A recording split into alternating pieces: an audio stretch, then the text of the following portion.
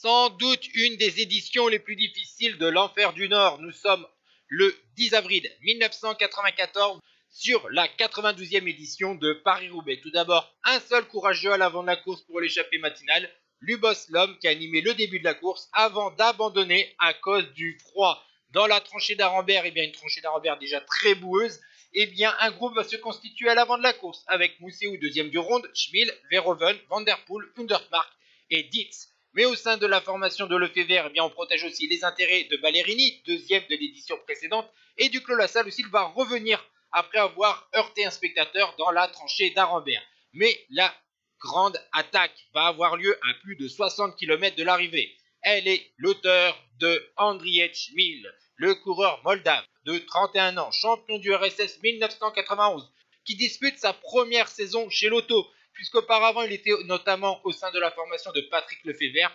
Une histoire sur Milan-San Remo, on a préféré Johan Museeuw à lui, et donc il est parti dans l'autre équipe belge avec la formation Lotto, et pour sa première année, il va remporter le Grand Prix O3, terminer 3e du round et 4e de Gand-Wevelgem, avant ce numéro en solitaire sur Paris-Roubaix, puisque le Moldave a eu quasiment 2 minutes d'avance sur un groupe de chasse qui va se rapprocher de lui, mais finalement il s'impose en solitaire sur le vélodrome de Roubaix sur cette 92e édition. C'est le premier monument en carrière pour Andriy Schmil.